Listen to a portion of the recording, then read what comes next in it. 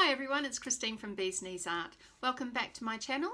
Today what I'd like to do is show you how I made my ANZAC wreath, which I'm going to use on ANZAC Day, and as you know we're going to be having a at-home commemoration for ANZAC Day this year due to the social isolation. What I thought I would do today is show you how I made this wreath, but also to show you how you could make alternative types of wreaths using just simple things that you have at home.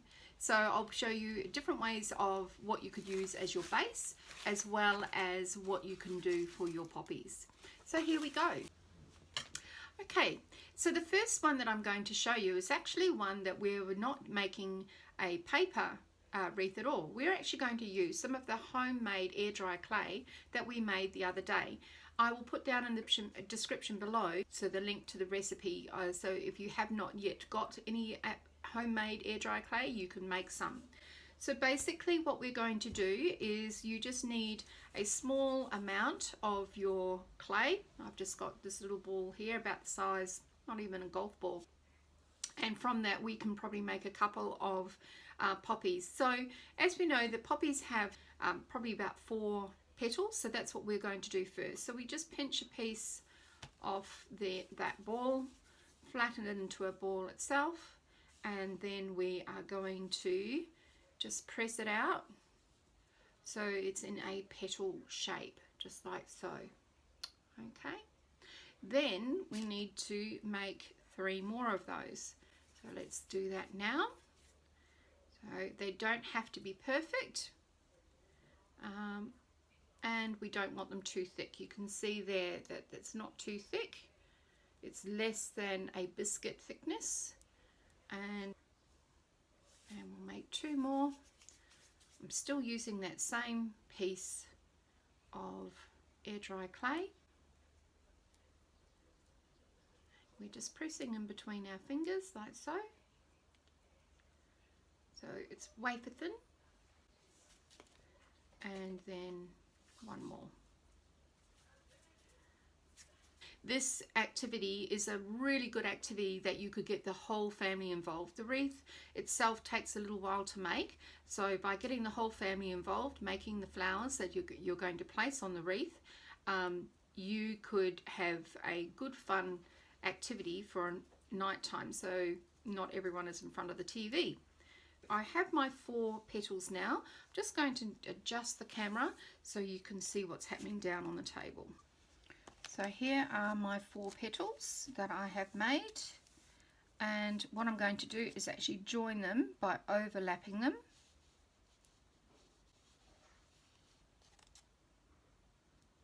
And getting them like so. So I've got 2 on top, 1 underneath. And then we're going to sort of like give them a bit of a pleat.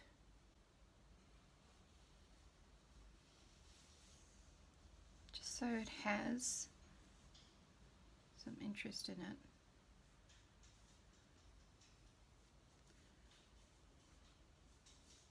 We're just bending the petals. Poppies do not look so they are flat. So what we are going to try and do is actually give this some substance and give it some form, which is one of the elements of art. Because air dry clay can take a little while to dry, for about 24 hours, what you can do is create a small bowl, or you could put it over top of a bowl, or just get a little bit of foil and then place that on top. The foil can then be moved around so you can actually get the shape that you want, and then it will just sit there like that overnight, and by tomorrow it should be dry for you to then be able to do more to it. When it comes to the center, the next thing you would do, we're still using that same original piece of clay, is we're just going to create some little tiny balls like so, and we're going to place them inside, and they become the little stamens or the the little seeds that are inside the poppy, sorry. So let's place those in there like so, and then we'll move on to our next type of poppy. They just have to sit there. You don't have to press them down or anything like that. They will tend to, just with a slight amount of gentle pressure, that will actually stick to the rest of the clay there, and they'll be all ready to go. It's 24 hours later now, and the clay poppies have dried. This one I actually experimented with and put it in the oven just under 100 degrees Celsius, and then had it in there for probably about an hour, and it hardened quite well. It's still a little bit spongy, but it has given it quite a good amount of firmness, so I can actually start painting it today. This is one that was sitting on the foil overnight, and when I've taken it off, I found that the bottom part of it is still a little bit tacky and very soft, but it is hard enough on the top side to be able to paint. So I'm going to use my golden acrylic paints to paint the poppy, and I'm also have some golden carbon black paint that I'm going to use as well for the center parts of the poppy. So we'll just go ahead and paint those now.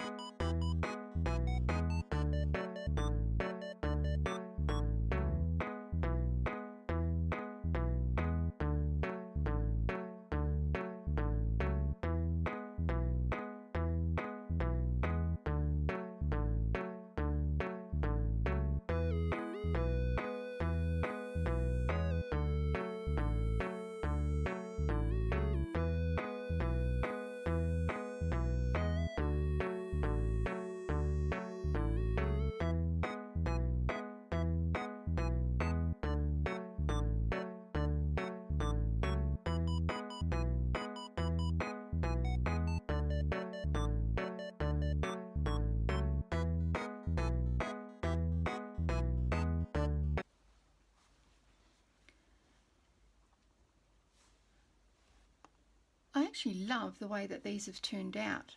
So I'm going to wait until the acrylic paint has dried, and then I'll turn them over and I'll paint the other side.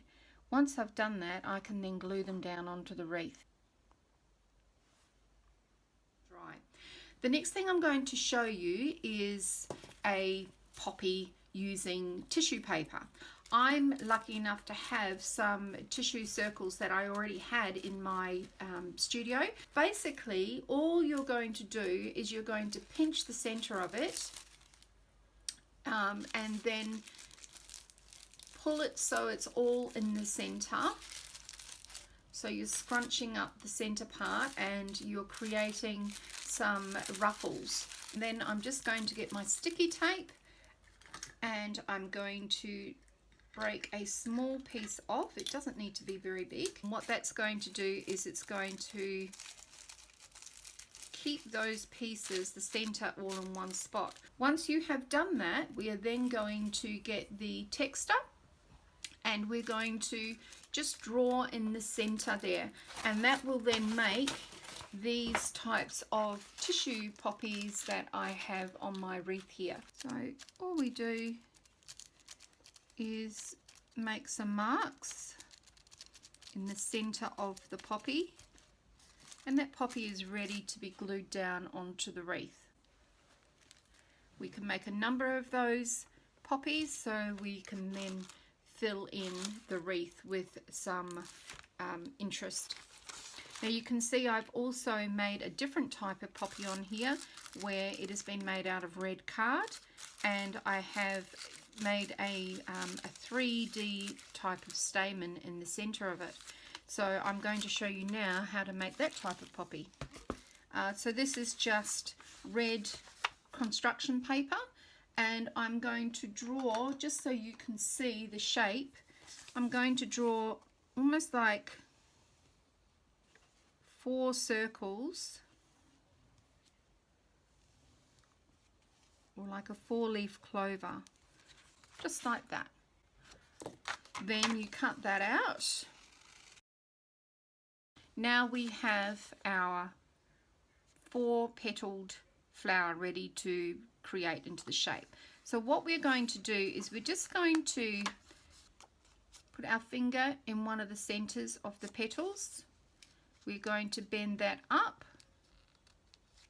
get a bit of a crease going in there, then move it around. Do the same with the next one. A little bit of a crease happening there. Same with the next one. We create that little crease, and the next one. What that does is it actually lifts the petal up slightly, so it's not sitting flat on the table, as you can see there. The next thing we're going to do is we're going to use my glue stick as a stencil, and I'm going to draw around that with a pencil, and that gives us a good size to work with. Now I'm going to cut out that. Again, this is just construction paper that I had lying around at home. And if you have children, it's quite likely that you have got some of this paper available to you. And all I'm doing now is I'm creating a small fringe around the outside of that circle. So I'm going in probably about 5 millimeters up to 1 centimeter at the most. They don't all have to be perfect. You may even find some of the little strips actually fall off because you've cut too close to the one beforehand, but that's okay. So we're not going all the way to the center because we do want to have an area in the center that we can glue down onto our petals. And all I'm going to do now is press down on top of that fringe. I want to bend some of those stamens. It's being bent, some of them going one way, some are going the other. Let's press them down, give them a bit of a scrunch, and you should end up with something that looks a little bit like that. Now all we need to do is get our glue stick, open it up, and on the base we're just going to rub some of that glue onto it and then press it down into the center. And there is another type of poppy that you can use. The next type of poppy that I'm going to show you is using painted paper. So if you don't have construction paper at home, what you can use instead is, if you have some plain white paper, you could paint it. Once it's painted and it's dried, you can then use that for your poppy. I've got some painted paper here. It was actually, I think, gift wrap, and so I have this fantastic texture that is on the paper from, I think it from being scrumpled up before they painted it, and that way the paint goes into the creases of the paper. Now the one way you could do that is by using the thin craft paints like so. You could also use food colouring. All you would do is just wash over the top of the paper with the food colouring and let it dry completely. Once it's dry, you can see that they've painted on both sides of this. Once it's dry, you can then use it. But I would suggest you scrunch up the paper first before you paint it. And it just helps to create this fabulous texture that's on this paper. So that's how we can make this type of paper. Now once you have this paper, we can do one of the two systems that we had here. We can make one like that. We could make one like that using the same sort of paper. The last type of poppy that I'd like to show you today is actually using the concept that we used with our air dry clay, but we're going to use paper instead. So what I'm going to do now is cut some circles using this paper. And as I said before, they do not need to be perfect. We just want some good sizes. So we want about 4 of them.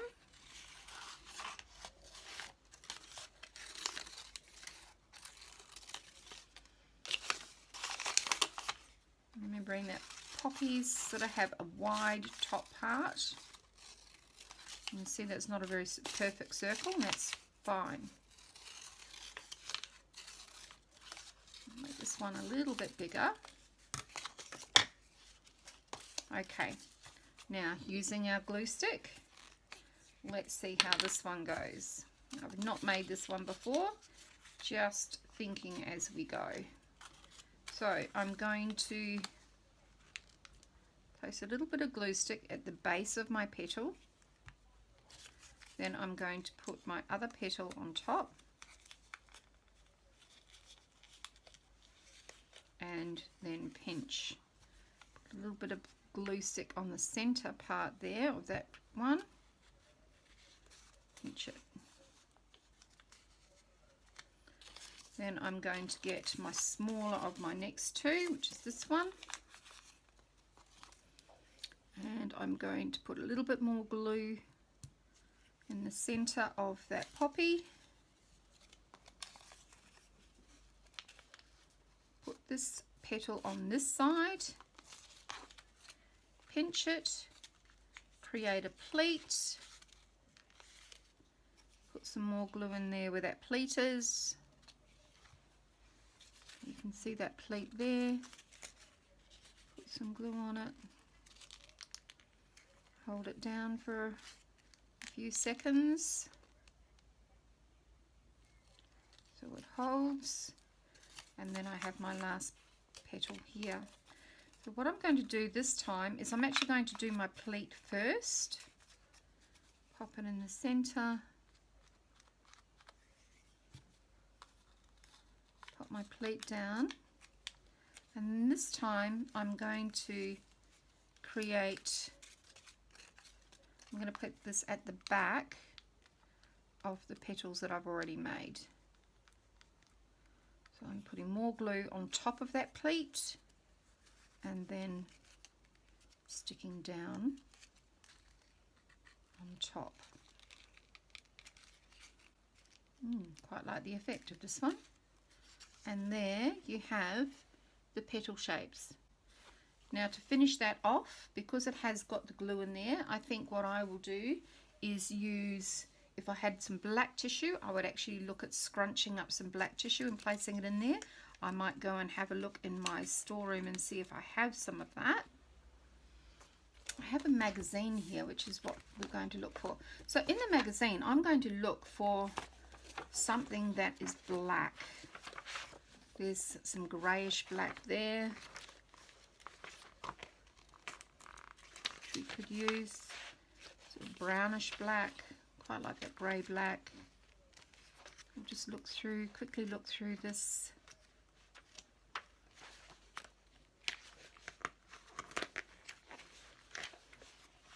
I just happened to come to a page when I opened up the magazine which had black here. So what I'm going to do is I'm actually going to take some of this black,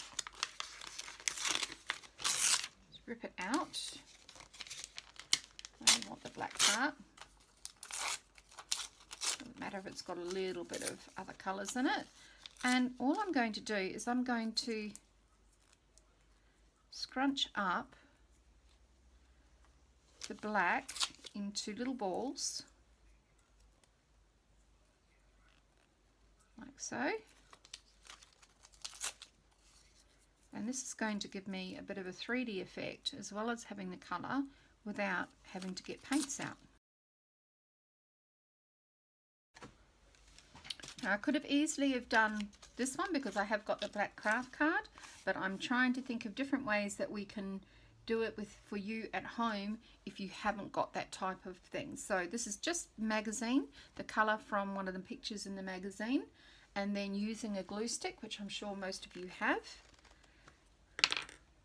You can rub some of that ball of glue, this is the gooey bit, and then we just stick it down inside the center of the poppy so you can see it.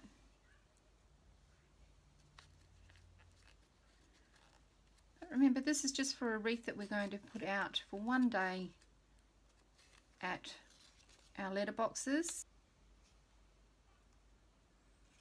Make it look more black, and there you have another little poppy that you can use, and that is using painted paper and magazines.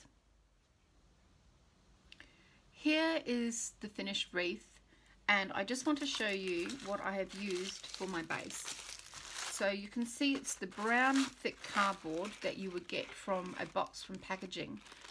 A lot of people at the moment, with us being home, are doing a lot of online shopping. So you may find that you've actually got some boxes at home that you could use to create your base. Now, they don't have to be this big, they can be smaller. I wanted a good sized one, especially with my poppies being so large. But you could use smaller pieces of card. So if you have got some cardboard boxes and you can't get a circle that's this diameter, and I'll show you what it is. You can see that's a standard ruler there, so it's just over 30 centimeters in diameter. But if you didn't want a wreath that is that big, you could use a smaller piece of card where you make a smaller circle, or your other option is to use a paper plate. So what I like about the paper plate is that it's white already, so we don't have to worry about the center of it, and we can do our writing straight onto that. And it's all ready to go. It's even got that little bit of a curve to it, which actually helps to lift our poppies up. So you could use a paper plate. You will see I've also got greenery underneath this one, but the poppies actually cover a good amount of it, so we don't have to create a lot of leaves. I've put quite a few on here, but you don't have to. You can actually have it with no leaves if you want. So if you haven't got green card at home, or you can't paint them green, I've got two different types of greens there, you could simply start gluing your poppies down onto your paper plate, and then just have a ring of poppies around there. And you could use all your different types of poppies that you've got to put around the outside, and then you could then put your message in the middle. Now, what I did with my one here is I could have simply written in the center of the wreath, but what I chose to do was actually make a separate disc, which I then did my writing on, and then I slotted it underneath these flowers here and glued it down on the edges. So you have a choice of what you can do with it. It can be really, really simple, or it can be quite elaborate. It's up to you. And that is how we make our homemade wreath for our at-home ANZAC commemoration. I hope you enjoyed today. I hope you enjoyed watching all the different ways that you could make your poppies for your wreath. If you enjoyed today and you would like to see more videos like this, please subscribe. Press the bell as well so you get notified of any new videos, and we will see you again soon. Bye.